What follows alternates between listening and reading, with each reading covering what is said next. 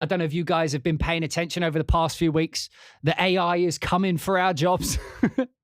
Although, like this is the discussion I keep talking about recently, only because it feels like the technology has finally got to a point where we need to start looking at it like a serious world-changing thing that it's going to be, right? So first off, it's if you've seen the Midjourney AI art, you can see the writing on the wall when it comes to musicians. Like, we don't have long left before it can do that to us. And so what I'm starting to do now is I'm starting to just put the questions out there. I mean, I'm not the person who's going to change it, but maybe I can get the momentum going in the direction. Now, you see, AI has never been an issue for me. I've never really been threatened by it, because I always feel that anything that can only create something based on something that already exists, and by that I mean literally by something that already exists, is never going to be able to think outside the box enough to create something new. All it could do is create brand new combinations. And so the best way to think of that is that, like, in the 80s, the concept of dubstep would have been too much, I think. The dubstep as we know it today would have been too much for an AI to come up with. It just wouldn't have known to do that. It wouldn't have known to do that with the filters. It wouldn't have known to do that with EQ sweeps. It wouldn't have known to do that with the way you distort the bass. It wouldn't have known that humans would like that sound. And also, when it comes to music, it also, hey, thank you, Meanflow. It also seems to be, at least to me, that musical popularity has to exist within the culture and, like, in the cultural landscape in which it's developed. For example, dubstep, I don't think would have worked in, like, the early 20s if it came out during that time, because it's too aggressive for the people back then. And by too aggressive, I don't mean, like, those people back then were probably more violent than we were, but they weren't as actively aggressive. They were more peaceful. They were quieter. There was more respect and honor, and, you know, everybody was, like, wearing suits, and, you know, you did the proper thing. And if you came along with bow, bop, bop, bop, bop, bop, you know, it would be too much for them. So music sort of exists within this time contextual world. The art, I don't think, does. So I feel like you could do a Monet painting today, it would still be great. I feel like if you did something like a Picasso today that was, you know, unique, it would still work today. If you were to do something like the Swinging 20s today, it could work, but you would have to sort of change it so that it made sense to the audiences of today. You see what I mean? It's almost like music contextually lives within the time it's made. And I do sometimes wonder if it's something to do with, like, language, because I've always suspected, I've never been able to prove it, but I've always suspected that a lot of music actually resides within the linguistic part of our brain. It exists like a language. So when I'm composing, if I'm wanting to put across a feeling of sadness, I just know how to do that musically, the same way as I would know how to put across that I'm feeling sad with my language, right? And it's when I think about how I formulate that concept, you know, like for music, it's coming from that same sort of place of where I would formulate a sentence, where I'd formulate a word. It's like I'm processing the emotion and then using, like, an internal process to translate into something that I know that you will understand. That's all language is I'm making sounds that I know that you have a similar reference to. Therefore, you will understand what I mean when I say these words in this order with this tone, right? So I feel like music is the exact same thing. I feel like it functions the same way. And so an AI only being able to take input that already exists will not be able to keep up with the trends. It will be able to emulate and completely saturate a trend once it's created, but I don't think it's going to be able to create new trends inherently by itself. Once it's got out of, I guess it would be the combination stage. So AI, if AI music exists, the first thing it's going to be used for is people going Mozart, but mixed with hip hop, or a trap version of Schubert, or like The Planets, but done by Hans Zimmer, which would probably just sound the same, to be honest. But you know what I mean? Like, the first, like, AI is mostly just going to be used for people combining things that already exist, because the thing that makes creatives different from regular people is regular people want to hear things they already know in different ways, whereas creative people are trying to do things that they haven't already done. The most famous phrase that comes to mind is Ford. And he said, if I asked people what they wanted, they would have asked for faster horses. But I invented the car, which is a greater thing. And that's what I mean. It's like most people don't have that creative spark to come up with the new prompt, with the new concept. The new concept is something that seems unique to humans, and it seems to be related to the contextual cultural environment in which you exist. And that changes, and an AI can't keep up with the culture because it has to learn the culture as it goes.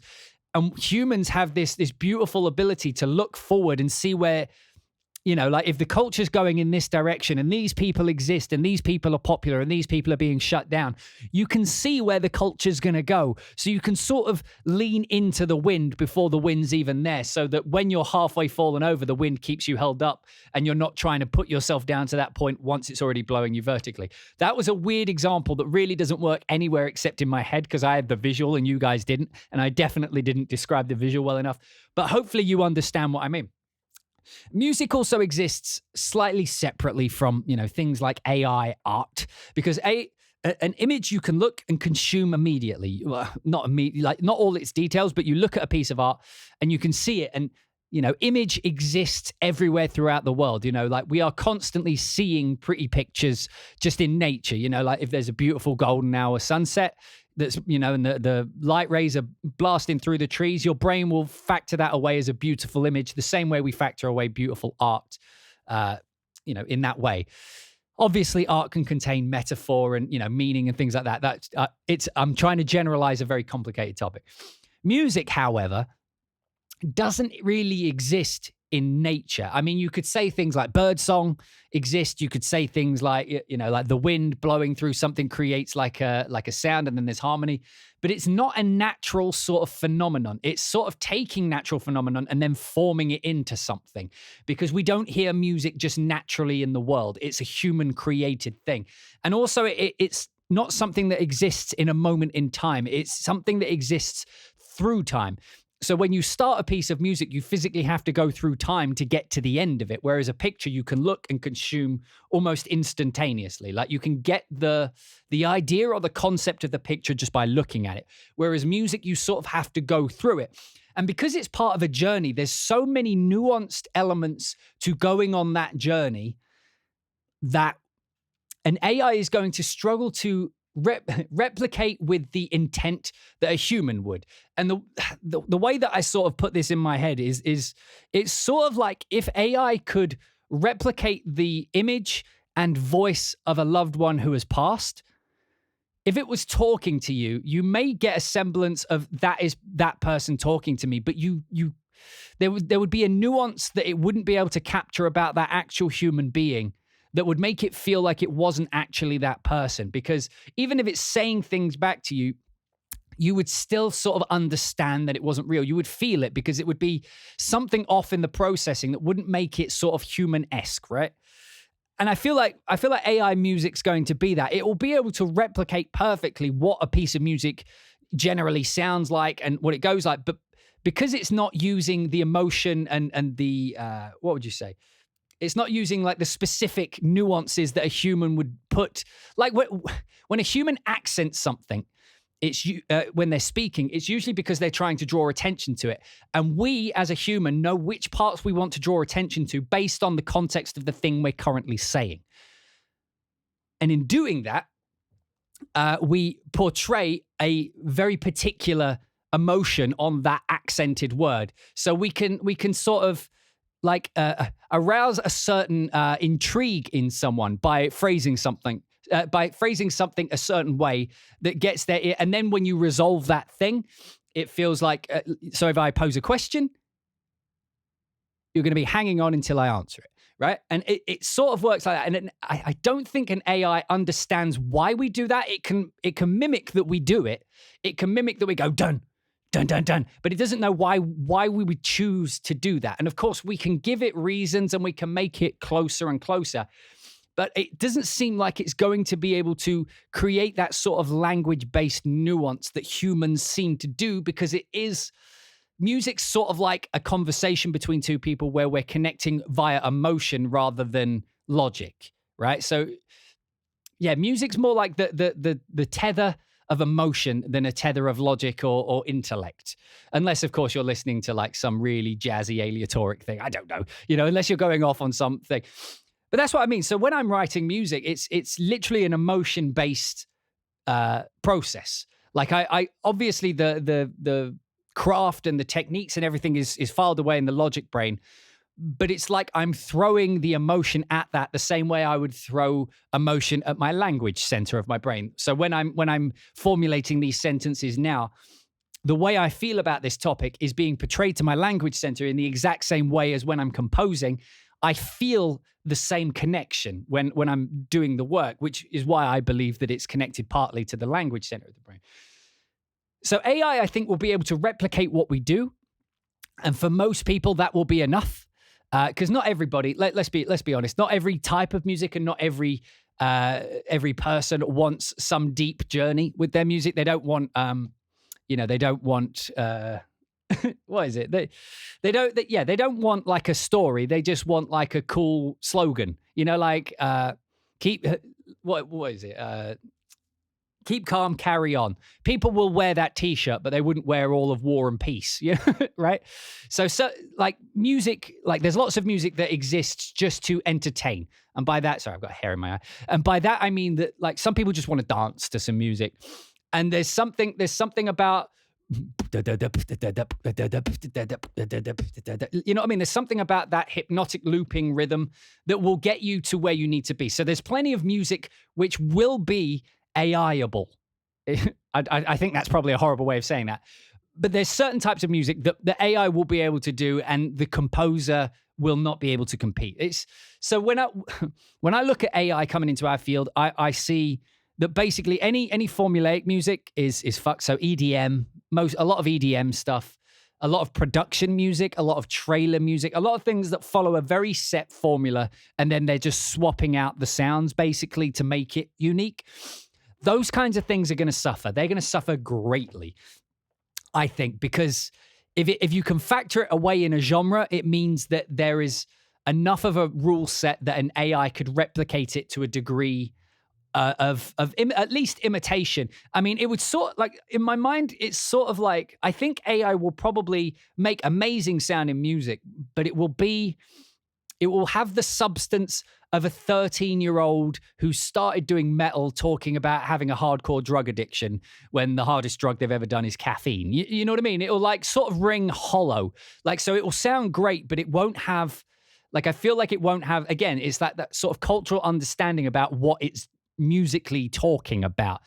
So I don't think people are going to remember AI music in the way that I mean, like, here's the thing, maybe they will, because I always think about music. Does the music generate the memories, or do memories just attach to music? So when you go on YouTube and you look at music from the 80s now, you'll see that most of the comments, not the 80s, more like the 50s and 60s, you look at the comments and they're all like, this song instantly reminds me of this person who recently passed, blah, blah, blah.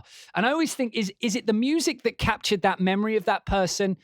Or could the music have been anything? And if that music was playing during a positive emotion that person was having with that other human being at the time, the memory of that person gets locked within that song. Because if you think about music, that tends to be what happens. So like, as another example, if I was to write a piece of film score music without film score, it wouldn't hit as hard as if that exact same piece was playing over a really emotional scene where a character you cared about died. Because all of a sudden, that moment, that emotion, that character, that feeling of that character will be represented wholly within that piece of music. That seems to be how we interact with music. It's the way I described it last time. Music is emotion over time in which memories seem to be stored. So if AI creates music that is generic enough to say enough things and you have a positive experience with someone, it's very possible that AI will even be able to capture those positive memories, right? It'll be able to capture that. And then if that happens, then that means that it isn't the humanity of music. Wow, is it? would it be the humanity of music that makes it do that? Because I mean, the AI is copying humans. So I mean, technically it knows what the humanity of music is, but it just doesn't understand how it feels. It's really, so by the way, for those watching and are on this chaotic roller coaster ride of ideas, this is how I formulate thought. This is how I formulate anything, is I basically present it as though it's truth. And if it doesn't ring true when I say it, I break down why not. Like my head is too chaotic to do this sort of thought process in here in silence. I have to say it out loud and feel it to be challenged. Anyway, so going back to why, so yeah, production music, trailer music, anything that you can factor away into a genre where if someone did that music and you say, no, you did that wrong because it doesn't follow the rules of the genre, all of that type of music is susceptible to being recreated in AI because there's rules we can follow. And if people don't follow, it sounds wrong, which means AI will be able to know which bits are wrong, never do them, and therefore create perfect versions of that type of music. The thing where it's going to struggle is coming up with novel ideas, novel combinations. You know, like it wasn't until Diego Stocco started sticking, what was it, like those medical grade contact mics onto trees and stuff and started flicking it. No one had done that before. An AI wouldn't think to do that because the concept is novel to the human, because the human's pulling parts that are more than just the input of music. So when an AI is going to create music, the only thing it's going to draw from, the only thing it can draw from is music, right? So it's only going to be able to draw from the data set it understands of what music is. Humans don't have to do that. I can look at a picture and feel music. I don't think AI is capable of synesthesia. I don't think it's able to take one set of data and feel a separate set of data. Humans can do that. I'm sure AI will figure it out at some point. But that is one of the things that makes humans unique over AI, is we have this, I think it's synesthesia generally. Like, I think that might be a specific term for a specific type of translation. But synesthesia is like when someone hears a sound, they see a color, right? I think Lorne Balfe is someone who told me that they could do that. Is like they hear a specific tone and their brain presents a color to that tone, right? That's synesthesia. AI can't seemingly do that. So what humans could do is we can look at a landscape and we feel how that would be represented musically.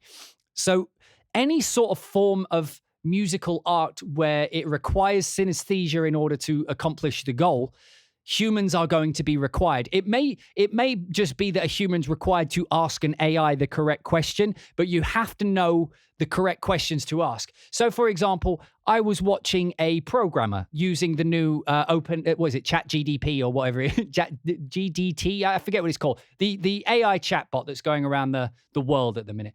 I saw a video of a programmer basically interacting with this thing, and he's shocked. You know, he's like, typing a bit of code and he's like, what's wrong with this? And then it literally prints the code out for him. And he's like, okay, well now translate that bit of code into a different language. And then it does it. And he's sitting there shocked going, oh my God, this is it. We're going to be replaced. It's over.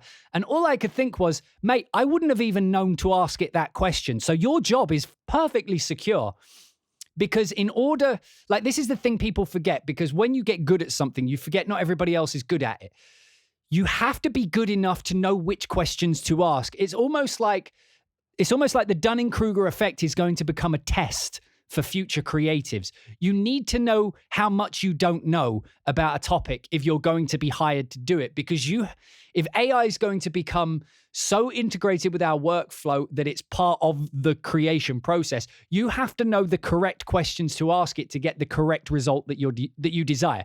So, for example, this programmer was saying, well, yeah, what if I change the float to the Python over the and I was like, I have no idea what any of those words mean. But he was looking as though anybody and their nan would now be able to program. So there is a degree of education that is still going to be required in the fields in order to create. So, you know, like when AI music comes along, you'll have the mum and pops saying, you know, like, let's combine these two things. But that's like the limit of their conceptual ability. That's as far as their creative concept of music can go, because they don't understand the fundamentals of music. So they don't know which parts of the music could be different in order to make it more entertaining or more interesting. That is something, again, which is reserved for the humans because we understand the context of human emotion. So we know which elements feel like what. And an AI would be able to sort of say, well, when they do sad, they do this kind of thing. But it would only be taking a guess at what sad is, whereas we are sort of like the curators of emotion. So you have to know musically, for example, like if you're working to a piece and it's like an open landscape, but you need it to feel sad, you can't just say, I need this to sound sad. You need to describe what kind of sadness it is. Like if it's melancholic, what type of musical combination sounds like melancholy?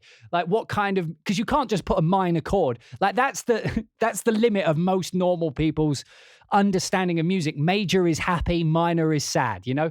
It usually goes up. But we as musicians who do this for a living know that it's a little bit more complicated than just that. And that doesn't even factor in things like juxtapositions, like in, that's where you put like positive music over a sad scene or sad music over a positive scene. So the music isn't saying what you're seeing, but you're feeling the correct emotion. One of the examples that always sticks with me is in the film Man on Fire. There's a scene where Denzel Washington is torturing someone to get information. He's got his hands tied to a steering wheel and he's cutting off his fingers one by one and then using the cigarette burner to cauterize the wound, right? Violent as one of the most violent scenes you'll ever see. Disgusting, aggressive, violent. And over it is Oye, como va? Oye, como va? Mi lindo, I can't speak Spanish, so I don't know what they say. You know what I mean? So there's that juxtaposition of positive music, which somehow, even though if you were to look at all the theory of music, that piece of music over that scene shouldn't work. Like if you look at how that music's supposed to make you feel, it's danceable, it's happy, it's positive, it's like, let's all come together and have fun. And it's over a scene of torture and violence. And a really sad scene where where Denzel Washington's character is trying to find this kidnapped little girl who's taught him that it's okay to live again. So it's almost like his own daughter. So it's a very violent scene. And so it shouldn't work, but it does. Because as humans, we can see, and I'm not sure what that connection, even now, that connection, when I think about it, shouldn't work, but it works so well and it amplifies the violence. It's almost like it disregards what you expect to hear and gives you what you would be hearing in the real world. It's almost is it diegetic? Is that the word? Diegetic, where it's music that's in the world. So it's almost more by playing the happy music that the rest of the world would be listening to at that moment of the day, you know, like midday, when you're in Mexico, you know, like you would be listening to this kind of music. So the fact that they choose to play that happy music over the violent scene instead of a violent piece of score, what they're doing is they're sort of putting you in the real world, because that's the real world isn't pretty. The real world would have happy music playing while people are being murdered, because the murderer doesn't change the radio station to something, you know, evil and dramatic when he's murdering people. It's just whatever happens, happens. And there's something about the juxtaposition of what happens, happens. The world is the way it is, even when bad things are happening, is presented by that positive piece of music being played over a violent scene. Now, an AI wouldn't know to do that because it doesn't understand the context of why we would do that and why emotionally we would feel it in that way. Only we do, and even we don't fully understand why we feel that way. So AI in music has a lot more sort of mountains to climb until it's a complete replacement for humans. Like, there's no way. No way. That's tempting fate. I mean, like, there's no way it can do everything a human can do at this present point. I'm sure at some point it'll be able to replicate a human. But then we move into the part of value. It's like, do you value something if it's handcrafted? It's like if you were buying a piece of furniture, you could buy a piece of machine-made furniture and probably get it pretty cheap from IKEA. But if you want like a custom bespoke piece of wood that's been done by a craftsman, and every little like scrape of the blade has had all the attention and care and years of training and humanity and understanding about aesthetics and what humans actually like, what we actually like in our aesthetics, and even the subjective aesthetics of people. Like, what I think looks good is different to what someone else thinks looks good. So if I type to an AI, you know, print me a good looking chair, it wouldn't know by what metric to judge. God, to judge good. God, I like swallowed my own throat then.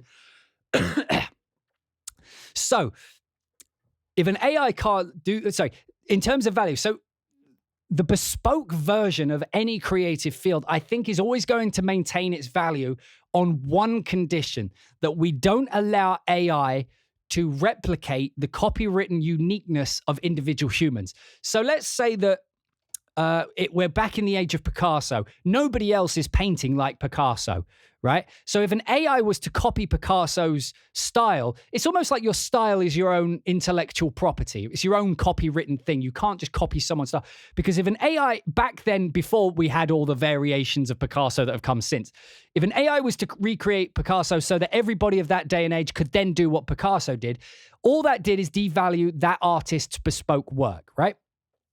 Even in combination, it's devalued the value of that art, because now anybody can do it. So why would they hire the original artist? And so what we as artists need to start doing is pushing back against the ability of AI developers to use our fingerprint of our work as a means to create. So you shouldn't be able to type in the style of Hans Zimmer. You shouldn't be able to type in the style of John Williams. You shouldn't be able to type in the style of Daniel James. Because the second you do that, that means that it's pulling from something unique about you, and it's completely devaluing your thing. Now that's like what I wish would happen in an ideal world. Now, of course, there's always going to be people who want to be part of it, right?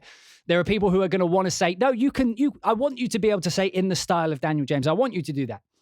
And I think that should also be allowed too. But if we do that, we need to at least preempt the fact that you are going to devalue that sense of music for everybody. So what we need to start doing, I think, and you guys tell, like my wife actually sort of came up with this idea, but like the nuance I've sort of brought to it here. So you guys tell me what you think. But it's like, if an AI is going to be trained on people's music, if you're okay with that, you should be able to say, okay, I'm okay with that. People can use my tone as a feeder. But when it does, whenever that happens, the percentage of that piece of music that is drawing from my intellectual property, I should be owed that amount of royalty from that song.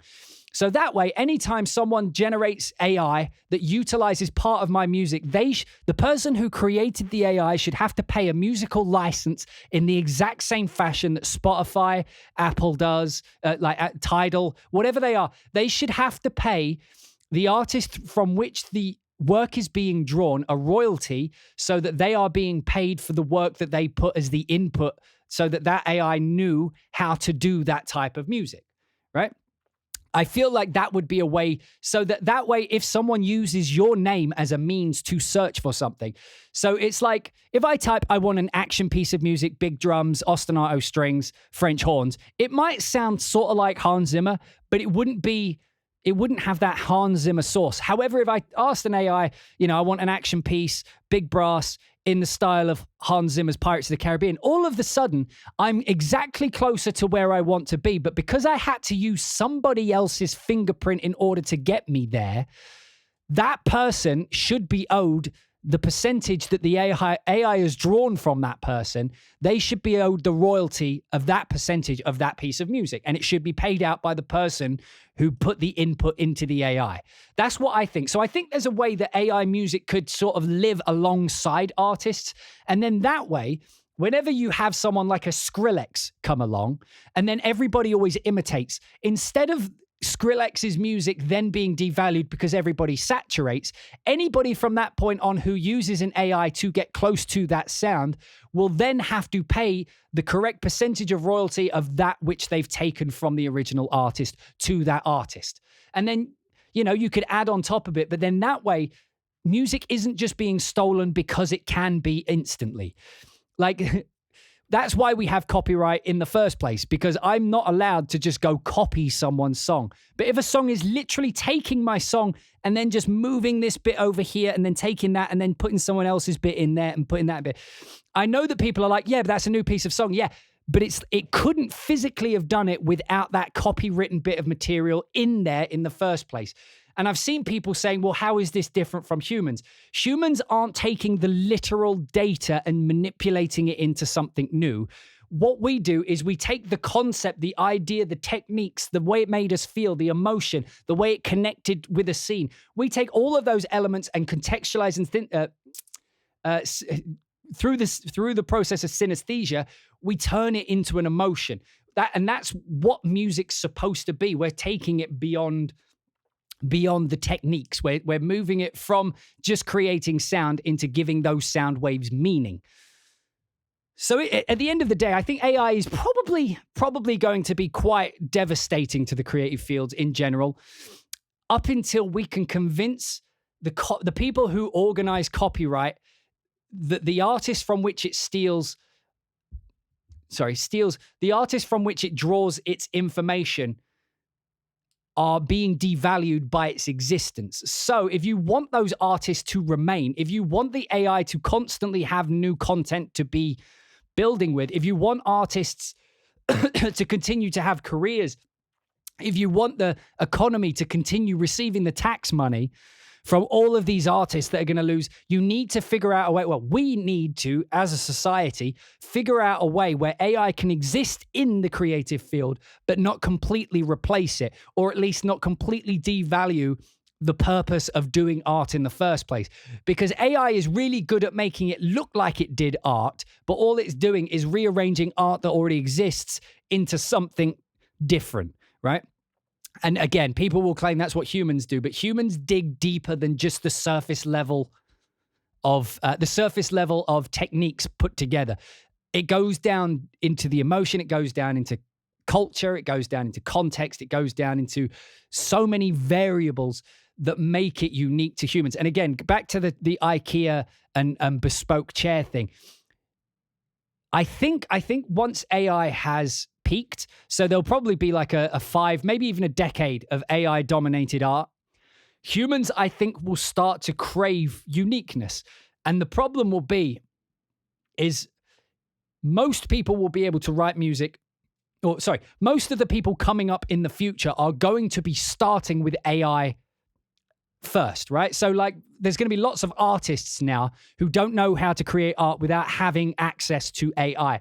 So there will be lots of artists coming up who will only understand music based on music that's come before. And I think it will be rare for them to feel the motivation to go experiment in the same way we did. Like if you look back like 10 years from now, when sampling became a really big thing. I mean, sampling's always been a thing, but when sampling sort of became mainstream, it was all about what can I do that's new? What can I do that's creative and new? And because people are going to be starting with an AI, they won't be thinking in that way. They'll be thinking in novel combinations. So artists will become more like well-versed curators than creators, because they're not actually creating the content. They're creating like the concept, but not actually doing the work. So they're not actually creating the work. They're sort of curating things that already exist. So within 10 years, I think that sort of AI supported thing will feel generic. Like the fact that you're able to just do anything will feel generic. And I think humans will start to revert back to wanting that chair to be carefully crafted in the exact manner in which they want it. And, people won't be able to get there. So I think there could even be a market, I think, potentially of AI sweetening. What do you think? Like, so you'll have people who are like, hey, like, so I've created this piece. They'll say I curated this piece with AI, but it's not quite hitting the point. Could you, as a composer, take this and then just sort of formulate it so that this section is a bit more, you know what I mean? Like maybe there'll be a whole industry of like AI repair, you know what I mean? So there'll be humans that come in and sort of augment the AI so the AI creates like the footwork, and then the human comes in and puts in the correct emotions. Perhaps that'll be something that exists. Perhaps that's what the current production market will be. Perhaps think of it this way. So AI, you might have in the future, this could be very well be a way it works. You'll have trailer houses who have an AI, and then they sync everything to the scene, and all the hits and everything, because the AI just puts it perfectly where it needs to be. And then maybe they'll pass that off to a bunch of composers and say, fill in the emotion and we'll pick the best one. Like, I reckon it'll probably be something like that on the lower end. But I think the higher end stuff, like the Hans Zimmers, the John Williams, I think they will always continue to be like the high earners, the people go to for bespoke music. But the dangerous thing will be is within 10 years of this AI thing, when people want that newness again, if music schools and stuff stop training people on music and start training them on AI, you won't have enough actual artists left to create. Well, I mean, you will. There'll be such a small amount of artists who are capable of understanding music to its fundamental, who will be able to create music, meaning that those few people will then be like the elite. You know what I mean? There'll be these people and these are the musicians. So as a musician, it's going to be tough for like the next decade. But if you can stomach through, I think that there will be like a period in time where everybody reverts back to, we want humans again. Exactly the same way how nowadays we crave the 80s. We crave analog distortion. We crave CRT displays that are messing up the image, because there's something about that just sort of connects with us in a more unique way. I don't know what it is. It's like we get digital and then like, it's exactly what happened. It's like all of our plugins got so perfect that we could create such perfect mixes that people were like, but I actually preferred it when we could make like it felt warmer. It felt more unique when we were distorting the low end. It felt more unique when it was like this. And so AI is all going to sort of have the AI sheen to it. And eventually you'll want like the messy bastards like me. You'll want people like me who, you know, like when you think of mixing, if you look on YouTube, there is a correct way to mix and a bad way to mix. And I've always said this, much to the humor of people like mixers, is I think sometimes a bad mix could be contextually relevant. Like if you're doing a piece of music that's horror, if you've got every instrument in a pristine place and it's mixed perfectly, you can hear every element of every instrument. Sure, that's a beautifully mixed piece of music. But sometimes if you're masking out certain frequencies because you haven't got rid of that low mud and then things are gurgling out from under it, it creates a dirtier image of that music. And sometimes that might feel contextually correct. And AI wouldn't understand that notion. It wouldn't understand that feeling because it can't hear the music. It can analyze it, but it can't hear the music the way we do. It understands like how to produce the sound waves literally, but it doesn't hear the actual way that we perceive music. It's impossible. Well, I don't know if it's impossible, but it's like, it seems like computers can't interpret music like we do into emotion or feeling. So if we played a piece of music to a computer, it wouldn't be able to hear the music and say that's sad, but it could probably analyze what the music is doing and reference that lots of other music has done sads, therefore sad. But anyway, so in conclusion, let's go with in conclusion, because that has been a long ramble. In conclusion, I think AI is going to really damage the lower end of any creative field. And by lower end, I don't mean a hierarchy as in, you know, like these people are good and these people. It's like the low end market is in the music that's rapid, like the fast food version of it. So like production music, trailer music, things where people are asked to make a track in a day, or someone just puts a pad and then puts some drum rhythms over it, and that's tension music. That kind of stuff is going away. You know, like that stuff's going to be too easy to replicate. So if that's the kind of music you do, you're the kind of people who need to start thinking about the future. If you are like mid-tier, and by mid-tier I mean that like you are hired for bespoke music, but the music you're asked to do isn't really you, but so if you're working on movies and games, but they're like, can you make it sound like Hans Zimmer? Could you do it in the style of John Williams? Mid-tier, you will still get work, but I think you'll be the Dunning-Kruger types. You'll be the ones who have to know the correct questions to ask the AI. So you will be like the AI workhorse people, the ones who are, you'll be the ones who understand music, but will lean into AI to do a lot of the work, because they're not asking you to do anything unique to you.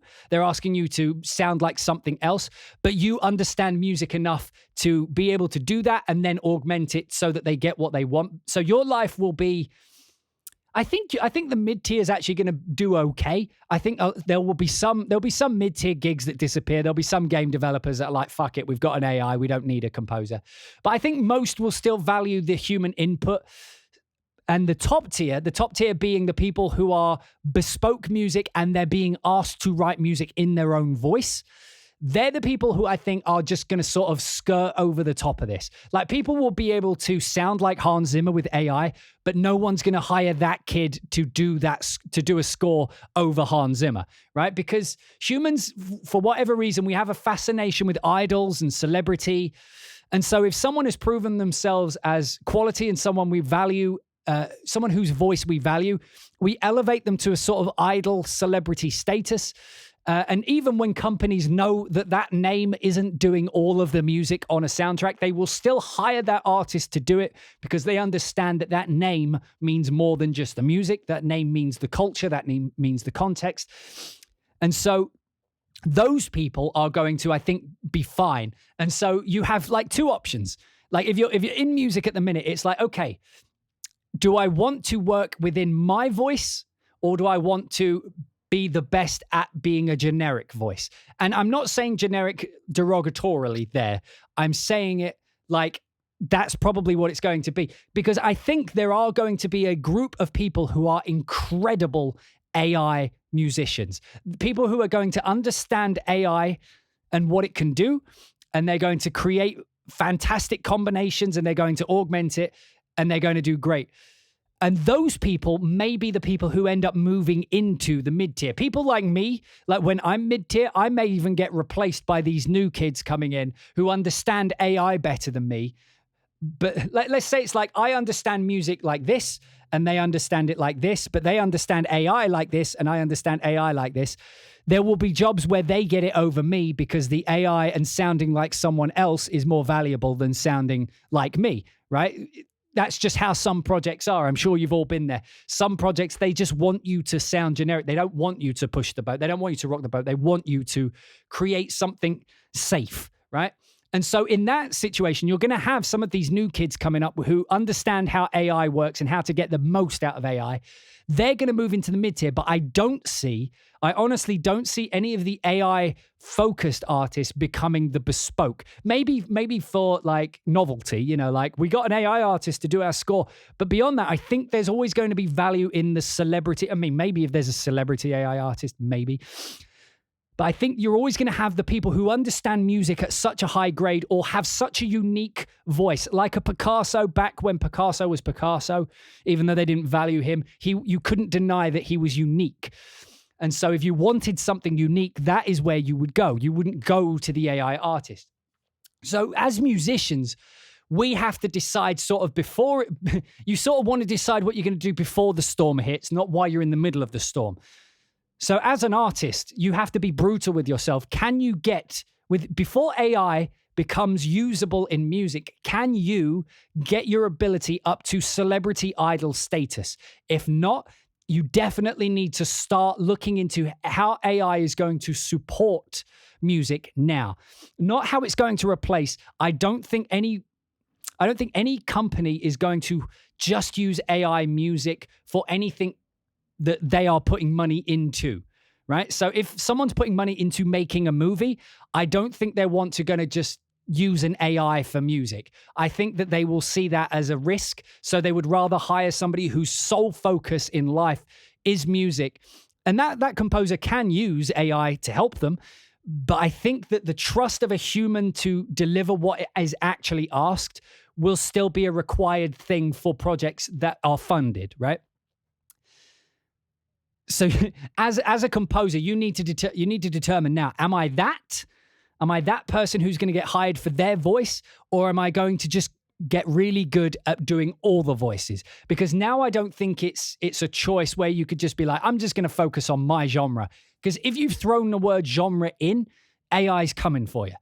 If you can put the type of music you do in a genre that has correct and incorrect ways to do it, AI will be able to replace that. So if you are an artist who does that genre, your thought process should be, okay, well, that's going to be replaced. So I should start looking into how all different forms of music work so that when I become an AI composer, I at least know all the Dunning-Kruger effects of every genre so that I can create effective, or at least I understand all these genres deeply enough that I could create a good enough version of that, or at least know enough about what makes that music work that I can ask the AI to draw just that element of that music music and put it with this element of music over here that I also understand.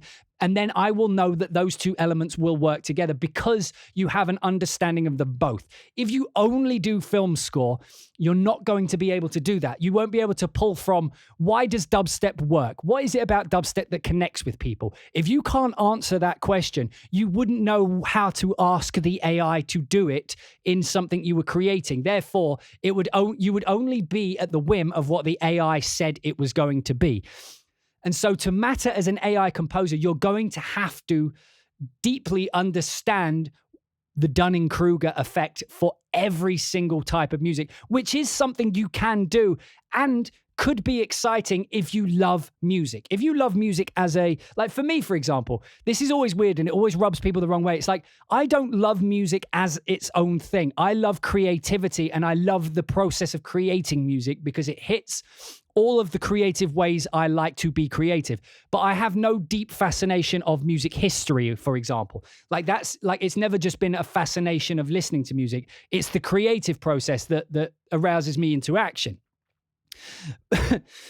But there are people who just have a deep love of music itself, like what it means, the concept of music. Some people love that. And for those types of people, they're the kinds of people who are going to flourish in the AI because they are going to know the correct questions to ask AI to get compelling results. Because that's what you're going to want at the end of the day, compelling and intentional results. And you can only do that with understanding.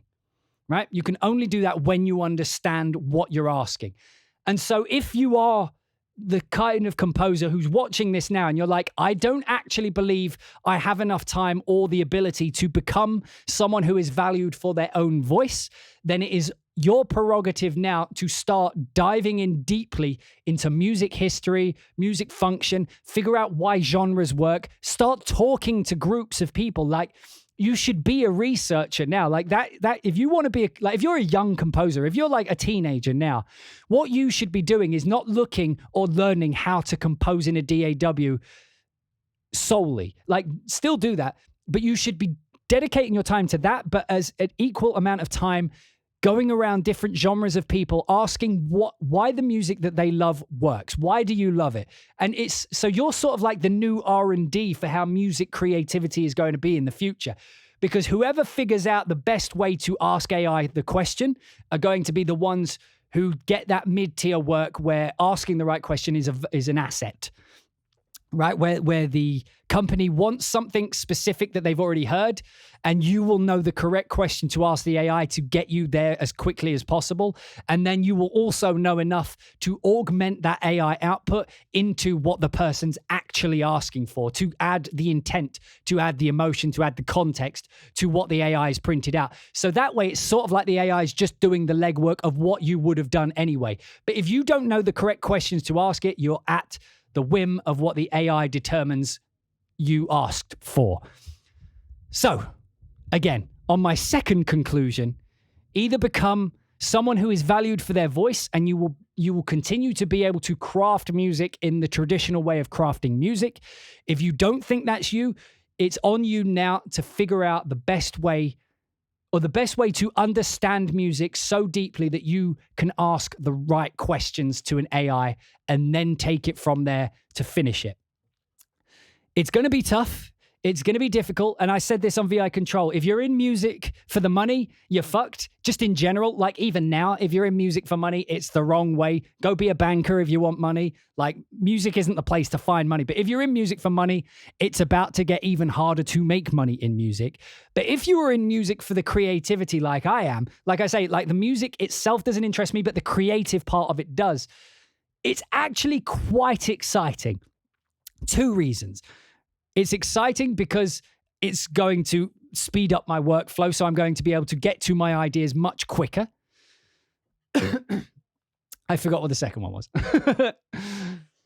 But yeah, so it's going to... Oh yeah, and the second one is because everybody is going to think that they're a composer. If I am able to come up with something that nobody's come up with before, even with AI, that thought is going to hold considerably more value than it would today. If I have a novel idea today, it exists in a world of fantastic novel ideas. So the novel idea has to be even more novel or even more unique or even more perfect in order to stand out in a world where everybody has their own novel thing. As soon as that novelty is gone, novelty itself will become like gold. And so anybody who is capable or who has the creative impulse to create novel things will be valued higher than they currently are. And so that's what I'm aiming for. I'm aiming to learn to create in ways people aren't thinking of. I'm trying to learn to create sounds and textures nobody's tried or done before. And of course, they will all be replicatable. I'm pretty sure that's not the word. Easy to make again once I've done them. But they won't be able to do them before I do them. Hence, when I do it, like that's where the money. So the only money is in music will be when that first novel, well, not in music, but there will be more of a value attached to that novelty, because from that point on, people will have to understand what it is that you did so that they can ask the AI to do it. And I'm going to make damn well sure that no AI can ever replicate. Like I've stated publicly multiple times, like I refuse to allow an AI to train on my personal work. If it does, that's a lawsuit. Like you can't just train it on my work. That's not how this works. And so, like if they do, like if I create something novel and then an AI is able to perfectly replicate it, I think that's when the lawsuits start. I think that's when you start saying there's no way you would have known to do that unless I did it first. And therefore, you've just copied the idea. The same way, I mean, like, look at how litigious music is now. Blurred Lines had to pay the Marvin Gaye because they said that song was a copy, and the songs are nothing alike. Like, not even remotely alike. You know what I mean? It's like maybe it's got like a shaker and thing at the beginning when people are talking, but it's like the music isn't the same. And so if the reason Blurred Lines lost is because the concept was the same, they just moved a few things around, AI doesn't have a fucking chance in hell. Because all AI can do is concepts. All you're doing is curating concepts that already exist. So there. So that is my rant on AI. I'm probably going to clip that out, put that on YouTube. So if you're watching this on YouTube, put in the comments what you think. If you're in the chat room right now, tell me what you think. I'm going to read through your comments. But that's my thoughts on where AI in the music industry is going to go. And I think it's going to be tough, but I think we'll survive.